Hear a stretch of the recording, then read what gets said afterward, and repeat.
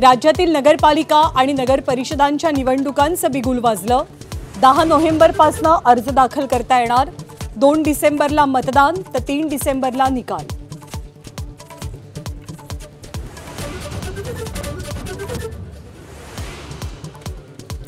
निवडणूक आयोगाची पत्रकार परिषद पाहून तळपायाची आग मस्तकात गेली।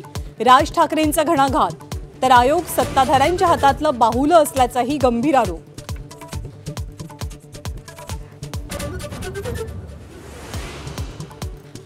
मोठ्या वादविवादानंतर अखेर महाविकास आघाडीच्या नेत्यांकडनं नवी दिल्लीमध्ये केंद्रीय निवडणूक आयुक्तांची भेट। आधी मतदार याद्या शुद्ध कराव्यात मगच निवडणुका घ्याव्यात, विरोधकांची मागणी।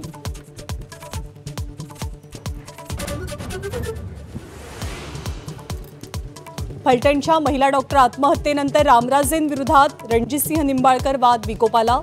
पक्ष सोडावा लागला तरी बेहत्तर, मात्र रणजितसिंह यांच्यासोबत जाणार नाही, रामराजेंचा निर्वाणीचा इशारा। राज्यातील प्रोजेक्टच्या डेडलाईनवरनं मुख्यमंत्री आक्रमक। अधिकारी आणि कंत्राटदारांची खरडपट्टी। 2.5 वर्षात कामं पूर्ण करण्याची दिली तंबी। पार्थ पवारांपाठोपाठ अजित पवारांचे धाकटे चिरंजीव जय पवारही निवडणुकीच्या रिंगणात उतरण्याची चर्चा। बारामतीच्या नगराध्यक्षपदासाठी जय पवार नशीब आजमावणार असल्याची शक्यता।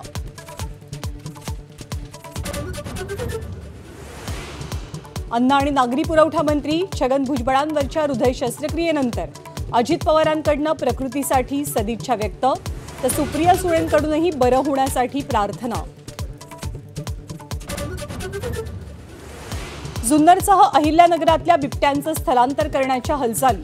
अन्य राज्य आणि वंतारामध्ये बिबट्यांचं स्थलांतर करणार, तर बिबट्यांच्या नसबंदीचे हे प्रयत्न, मुख्यमंत्र्यांची माहिती।